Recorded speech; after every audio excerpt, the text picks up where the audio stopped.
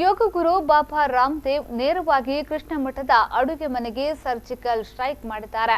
ಯೋಗ ಗುರು ಬಂದು ಹೋದ ನಂತರ ಮಠದ ಅಡುಗೆ ಪದ್ಧತಿಯೇ ಬದಲಾಗಿದೆ. ಭಕ್ತರ ಆರೋಗ್ಯದ ಹಿತದೃಷ್ಟಿಯಿಂದ ವೈಟ್ ಪಾಯ್ಸನ್ ಗಳಿಗೆ ಕೋಕ್ ನೀಡಲಾಗಿದೆ.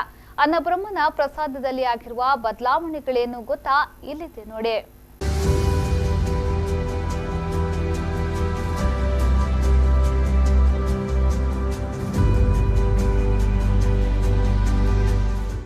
ಉಡುಪಿ ಅಡುಗೆ ವರ್ಲ್ಡ್ ಫೇಮಸ್. ಉಡುಪಿಯ ಕೃಷ್ಣದೇವರನ್ನ ಅನ್ನಬ್ರಹ್ಮ ಅಂತಾನೂ ಕರೀತಾರೆ. ಕೃಷ್ಣ ಮಠದ ಕಿಚನ್ನಿಂದಾಗಿಯೇ ಉಡುಪಿ ಹೋಟೆಲ್ಗಳಿಗೆ ವಿಶ್ವ ಕೀರ್ತಿ ಬಂತು ಅನ್ನೋ ಮಾತಿದೆ. ಉಡುಪಿ ಮಠದಲ್ಲಿ ನಡೆಯುವ ಅನ್ನ ದಾಸೋಹಕ್ಕೆ ಲಕ್ಷಾಂತರ ಜನ ಭಾಗವಹಿಸುತ್ತಾರೆ. ಇದೀಗ ಕೃಷ್ಣ ಮಠದ ಅಡುಗೆ ಪದ್ಧತಿಯಲ್ಲಿ ಗಮನಾರ್ಹ ಬದಲಾವಣೆ ತರಲು ನಿರ್ಧರಿಸಲಾಗಿದೆ.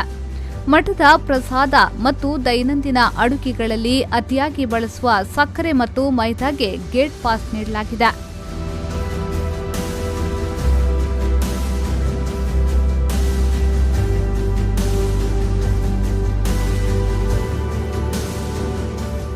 ವೈಟ್ ಪಾಯ್ಸನ್ ಎಂದೇ ಕರೆಯಲಾಗುವ ಈ ಎರಡು ಪದಾರ್ಥಗಳು ಮಾನವನ ದೇಹಕ್ಕೆ ಉಂಟುಮಾಡುವ ಹಾನಿಯ ಬಗ್ಗೆ ಬಾಬಾ ರಾಮದೇವ್ ಬೆಳಕು ಚೆಲ್ಲಿದ್ರು. ಇತ್ತೀಚೆಗೆ ಮಠದ ಆಶ್ರಯದಲ್ಲಿ ನಡೆದ 5 ದಿನದ ಯೋಗ ಶಿಬಿರದ ವೇಳೆ ಮೈದಾ ಮತ್ತು ಸಕ್ಕರೆ ಬಳಸಿ ಮಾಡುವ ಖಾದ್ಯಗಳನ್ನು ವರ್ಜಿಸುವಂತೆ ಕರೆ ನೀಡಿದ್ರು. ಇದನ್ನ ಗಂಭೀರವಾಗಿ ಪರಿಗಣಿಸಿದ ಪಲಿಮಾರು ಸ್ವಾಮೀಜಿಗಳು ಈ ಎರಡು ಪದಾರ್ಥಕ್ಕೆ ನಿಷೇಧ ಹೇರಿದ್ದಾರೆ. ಸಮರ್ಪಣೀಯವಾದ ವಸ್ತುಗಳಲ್ಲಿ ಸ್ವಲ್ಪ ಬದಲಾವಣೆ ಮಾಡಿಕೊಂಡಿದ್ದೇವೆ. ಸಕ್ಕರೆಯನ್ನು ಉಪಯೋಗ ಮಾಡ್ತಿತ್ತು. ಮೋಹನ್ ಲಾಡ್ ದೇವರ ಪ್ರಸಾದವನ್ನು ದೇವರಿಗೆ ಸಮರ್ಪಣೆ ಮಾಡಿ ಕೊಡುವ ಕ್ರಮ ಇತ್ತು. ಅದನ್ನೀಗ ಬದಲಾಯಿಸಿದ್ದೇವೆ ನಾವೀಗ. ಯಾಕೆಂದರೆ ಅಲ್ಲಿ 2 ಅಂಶಗಳು, ಅದರಲ್ಲಿ ಒಂದು ಮೈದಾ ಮತ್ತೊಂದು ಸಕ್ಕರೆ. ಅದನ್ನು ಬಿಟ್ಟು ಮಾಡಲಿಕ್ಕೆ ಆಗುವುದಿಲ್ಲ ಅಂತ ಹೇಳಿದ್ದಕ್ಕೆ ಮೋಹನ್ ಲಾಡಿಗೆ ಬಿಟ್ಟುಬಿಟ್ಟಿದ್ದೇವೆ ನಾವು. ಕಾಳು ಲಾಡು ಅದಕ್ಕೆ ಆ ಜಾಗಕ್ಕೆ ತುಂಬಿಸಿದ್ದೇವೆ. ಅದು ಬೆಲ್ಲ ಸಕ್ಕರೆ ಇರ್ತದಲ್ಲ, ಅದನ್ನು ಬೆಲ್ಲವನ್ನು ಉಪಯೋಗ ಮಾಡಿಯೇ ಆ ಲಡ್ಡನ್ನು ಕಟ್ಟುವಂತಹದ್ದು. ಮೈದಾ ಉಪಯೋಗ ಏನಿಲ್ಲ ಅದಕ್ಕೆ. ಹಾಗಾಗಿ ಅದನ್ನೇ ದೇವರ ಸಮರ್ಪಣೆ ಮಾಡಿ ಪ್ರಸಾದ ವಿತರಣೆಗೆ ಅದನ್ನೇ ವಿನಿಯೋಗ ಮಾಡ್ತಾ ಇದ್ದೇವೆ. ಮತ್ತು ಸಕ್ಕರೆಯ ಭಕ್ಷ್ಯ ಎಲ್ಲ ಕೈ ಬಿಟ್ಟಿದ್ದೇವೆ ನಾವು. ಅದಕ್ಕೆ ಬೆಲ್ಲದಿಂದಲೇ ಅದನ್ನು ಎಲ್ಲವನ್ನು ನಾವು ಮಾಡ್ತಾ ಇದ್ದೇವೆ. ಮೈದಾ ಹಿಟ್ಟು ಬಿಟ್ಟಿದ್ದೇವೆ ನಾವು. ಕೃಷ್ಣ ಮಠದಲ್ಲಿ ದಿನವೂ ಪಂಚಭಕ್ಷ ಪರಮಾನ್ನವನ್ನ ತಯಾರಿಸಲಾಗುತ್ತೆ. ದೇವರಿಗೂ ನಾನಾ ಖಾದ್ಯ ಸಮರ್ಪಣೆ ಮಾಡಲಾಗುತ್ತೆ. ಹೊಸ ಬಗೆಯ ಸ್ವೀಟ್ ತಯಾರಿಗೆ ಕೃಷ್ಣ ಮಠದ ಬಾಣಸಿಗರು ಸಿದ್ಧಹಸ್ತರು.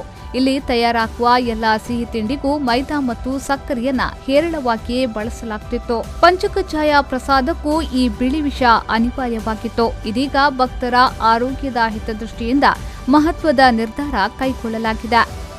ಪ್ರಾಯೋಗಿಕವಾಗಿ ಬೆಲ್ಲ, ಗೋಧಿ, ಕಡಲೆ ಹಿಟ್ಟು ಬಳಸಿ ಬದಲಿ ಆಹಾರ ಸಾಧ್ಯತೆಗಳ ಬಗ್ಗೆ ಬಾಣಸಿಗರು ತಲೆ ಕೆಡಿಸಿಕೊಂಡಿದ್ದಾರೆ. ದಿನವೊಂದಕ್ಕೆ 1 ಕ್ವಿಂಟಲ್ ಸಕ್ಕರೆ, 50 ಕೆಜಿಗೂ ಅಧಿಕ ಮೈದಾ ಬಳಕೆಯಾಗುತ್ತಿದ್ದು ಸದ್ಯ ಕೋಕ್ ನೀಡಲಾಗಿದೆ. ಮೋಹನ ಲಾಡುಗೆ ಬದಲಾಗಿ ಕಾಳು ಲಾಡನ್ನ ನೀಡಲು ನಿರ್ಧರಿಸಲಾಗಿದೆ. ರಾಮದೇವ್ ಸಲಹೆಯನ್ನ ಗಂಭೀರವಾಗಿ ಪರಿಗಣಿಸುವುದು ಭಕ್ತರಿಗೂ ಖುಷಿ ಕೊಟ್ಟಿದೆ. ಪಲ್ಲವಿ ಸಂತೋಷ್, ವಿ4 ನ್ಯೂಸ್ 24/7 ಉಡುಪಿ.